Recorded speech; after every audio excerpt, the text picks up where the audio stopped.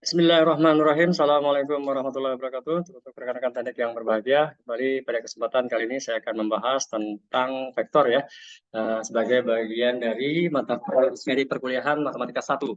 Jika channel ini bermanfaat, jangan lupa like and share dan tekan tombol subscribe-nya serta mendapatkan update terbaru dari kami ya seputar teknik sipil dan analisis struktur. Silahkan aktifkan bel notifikasinya. Selamat menyimak. Baik, adapun fokus bahasan kita ya pada materi vektor tahap pertama ini. Yang pertama kita akan bicara tentang definisi vektor, cara menggambar vektor, notasi vektor, dan bagaimana posisi vektor itu sendiri di ruang 2 dimensi, di ruang 3 dimensi, dan berikut dengan resultan vektornya. Ya, definisi vektor. Vektor adalah besaran yang mempunyai besar dan arah ya. Maksudnya di sini besaran yang mempunyai nilai dan arah. Berbeda halnya dengan besaran-besaran lain seperti massa ya, kemudian temperatur, kemudian apalagi besaran panjang ya, kelajuan itu semua tidak membutuhkan arah ya. Misalkan massa beras 1 kilogram ya, tidak peduli arahnya ke bawah atau ke atas. Tetapi beda halnya dengan berat ya. Berat adalah besaran vektor. Beratnya berapa kilogram? Berapa percepatan gravitasinya? Arahnya kemana? Ke bawah ya. Nah, beban itu juga termasuk beban pada teknik sipil juga termasuk besaran vektor karena dia di samping nilainya ada juga harus ada penting arahnya ya. Yang disepakati positif atau negatif ya. Ke atas positif, ke bawah negatif, ke kanan positif, ke kiri negatif. Besar vektor artinya panjang sebuah vektor ya. Arah vektor artinya sudut yang dibentuk dengan sumbu X positif. Jadi kemiringan dari sebuah vektor itu disebut sebagai arah vektor ya. Yang ditandai dengan indikator sudut ya, alfa, theta, dan sebagainya. Vektor disajikan dalam bentuk ruas garis berarah ya. Nah, sebagaimana tampilan berikut ini kita lihat ya. Sketsa vektor seperti apa. Nah, ini pada bidang 2 dimensi seperti ini ya, ada vektor AB ya, kita sebut saja U, penulisannya macam-macam, ada seperti ini, ada yang ditaruh di atas untuk garisnya. Kemudian ke arah vektornya adalah 45 derajat. A disebut sebagai titik pangkal, ya. B disebut titik ujung vektor. Nah, ini cara kita menggambar vektor. Selanjutnya, bagaimana dengan notasi penulisan vektor? Yang pertama bentuk vektor kolom, ya. Nah, seperti ini, saya tidak menggunakan tanda kurung ya, tunjukkan ini sebagai vektor gitu ya. Atau PQ 1 minus 2, 0. Ya. Itu bentuk vektor kolom, ya, semacam matriks kolom lah ya gitu. Kemudian bentuk vektor baris ya dinyatakan dalam seperti ini ya, 3, 4 atau 2, 3. Dan vektor ditulis dengan notasi bisa I, J, dan K. Nah, ini kalau 3 dimensi. Misalkan H 3I minus 2J plus 7K. I, J, K ini biasanya adalah satuan vektor. Oke. Lanjut, nah bagaimana dengan vektor yang berada di ruang 2 dimensi ya atau R2 adalah vektor yang terletak pada satu bidang, jadi in plane ya. Nah, seperti teman-teman yang misalkan analisis lendutan pada gording itu ya tahu in plane ya. Atau vektor yang hanya mempunyai 2 komponen vektor yaitu arah X dan arah Y. Ya, nah kita lihat ya bagaimana vektor di ruang 2 dimensi. Nah, di sini ada vektor ya P pada sumbu X gitu. Kemudian nah kita punya vektor A gitu. Oke, AX dan Y, P ini seperti ini. Kemudian Q ini jarak dari O ke Y ya, misalnya. Nah, kita lihat di sini. Nah, I dan J itu merupakan vektor satuan ya, berturut-turut kalau I itu searah sumbu X dan J itu satuan vektor untuk arah sumbu Y. Nah, bagaimana misalkan kita pada garis ya AOP, vektor OP ditambah vektor PA itu sama dengan vektor OA ya, resultannya seperti itu. Atau OP tambah OQ ya. OP tambah OQ vektornya sama dengan OA juga ya. Maka OP yang mana OP ini diwakili oleh X ya dengan arah sumbu lokalnya I, XI ya, atau OQ-nya adalah J ya. Jadi YJ ya. YJ adalah satuan vektornya dan yang searah sumbu Y. Maka OA tadi ya kita akan bisa nuliskan sebagai XI dan WI. Nah, ini asal usulnya gitu ya.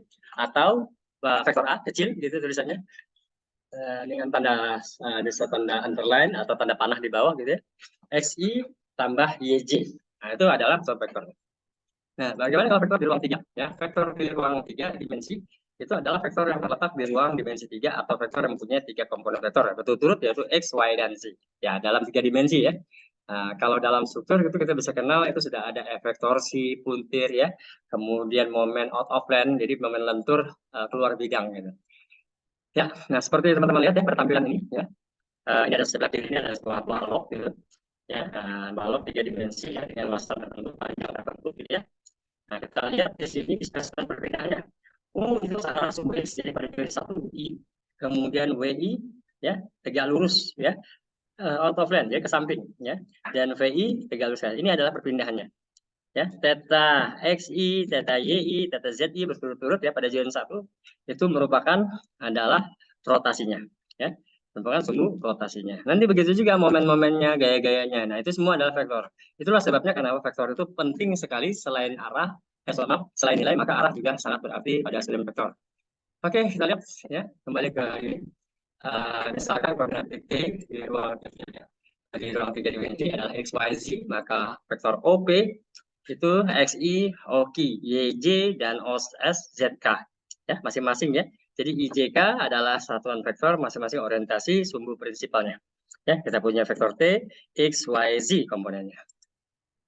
Ya, nah, seperti ini teman-teman. Ya, nah, jadi misalkan vektor OP gitu ya, OP ditambah PR ya, OP tambah PR. Oke, nah maka kita akan dapatkan OQ ya. OP tambah PR kita dapatkan maaf OR ya. Nah, OQ kan Q di sini ya. Q di sini, R di sini. Nah, OP tambah OQ sama dengan OR. Jadi OP tambah OQ juga resultan vektornya adalah OR. Dan terus kita tambahkan vektor OR tambah RT. OR ya, OR ditambah RT di atas berarti sama dengan OT ya. Atau OP tambah OQ tambah OS. OP ya tambah OQ tambah OS ya. Itu adalah ini OT. Oke, kan bisa dilihat ya resultan vektor. Nah, sehingga OT sama dengan X, Y, YJ, dan ZK. Atau T, kita sebut saja T, vektor T gitu ya, itu adalah XI plus YJ plus ZK. Nah, masing-masing IJK yang subscript ini adalah satuan vektor dari masing-masing arah sumbu prinsipal. Oke, nah selanjutnya kita melihat besaran dari satuan vektor baik yang 2 dimensi maupun di 3 dimensi. Nah, biasanya satuan vektor ini diberi tanda absolut ya. Artinya dia tidak berbeda positif maupun negatif ya.